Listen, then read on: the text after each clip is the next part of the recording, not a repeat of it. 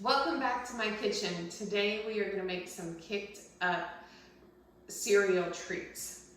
You know the ones I mean, the ones I probably shouldn't say the names of, but those yummy, flaky little bits of rice that have been puffed up, if you get my drift.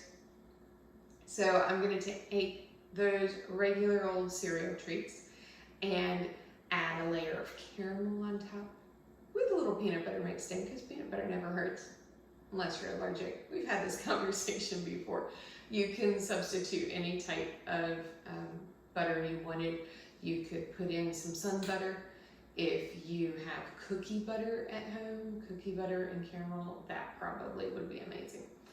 But so I'm gonna have the cereal treats on the bottom, layer of caramel, and top it off with chocolate and peanut butter. It sounds like an awesome candy bar, doesn't it? We're going to start with a lined glass baking dish. You can do this in the middle. You could do it in a different shape if you wanted, but this is just an 8x8 pan. That'll make it thicker. If you want a little bit thinner treats, you could always do a 9x9 pan. I put a sheet of parchment paper in it. It's lining the bottom, and then once my treat is done, I will be able to just lift this out, put it onto my chopping block, and it will make removal much easier. Because I'm using the parchment paper, I'm not going to worry about using butter on everywhere. I'm still going to have to butter my sides, but the parchment paper will come off really easily. So I'm going to get my marshmallow concoction going first. Thank you to my good friend Kelly for my new fun bowls that we're going to be cooking in today. So I have 1.5 tablespoons of butter that I'm just going to melt in the microwave, and I'll be right back. So tip of the day, don't use bowls like this in the microwave. They get pretty hot. And also, read your dishes. This one on the bottom says, not suitable for microwave use. So thank you, Kelly, but I won't be microwaving in it again. Mellowing. Good old glass. So I'm going to microwave in this, and then stir in my marshmallows. Get them all coated with some butter, and then keep microwaving them for about 30 seconds, stirring until they get melted. Well, now that the glass has done its job, I'm going to go back into my pretty blue bowl because I like it. Now this is my melted marshmallow and my butter. And I'm going to add to that vanilla. You guys know how I feel about measuring vanilla, but if you really need to measure, oh, it's gooey. You really need to measure. It's 1 teaspoon. When I'm cooking, it's a couple cloves of it. That should be good.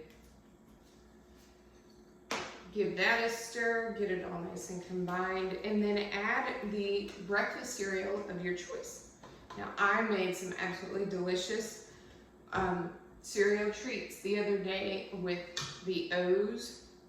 Again, really can't say the name. I don't care. I use Cheerios. These ones happen to be puffed rice cereal, not actually Rice Krispy Treats. It won't make a mess. Get them all covered. If you really wanted to get fancy, you could go back and watch my video where I showed you how to make brown butter. Make some brown butter Rice Krispy Treats, and that would be delicious. All right, so I have this all covered in marshmallow. That was my spoon for earlier. I'm not necessarily the tiniest. So again, I've got my sling in here. I'm gonna put my puffed cereal in. Make sure I get it all out of there.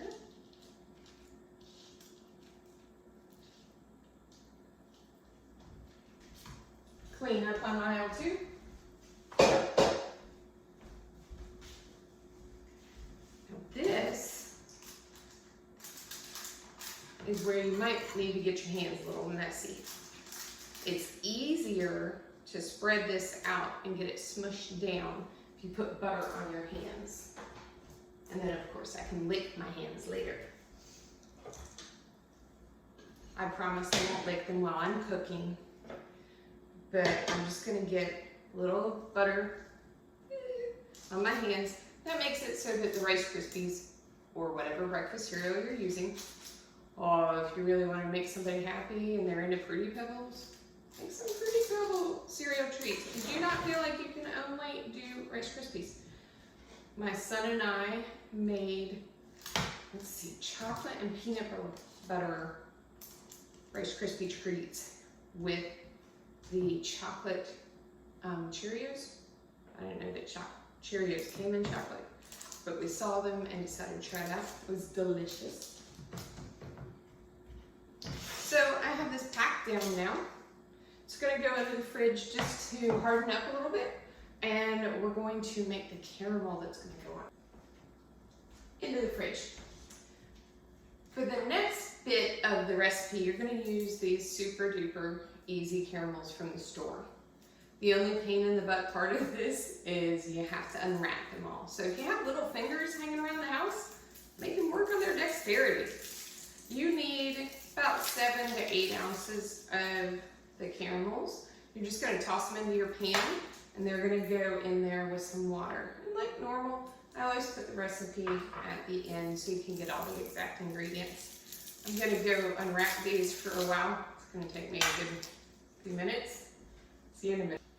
I finally got all my caramels unwrapped, and they are sitting here with my water in my pan.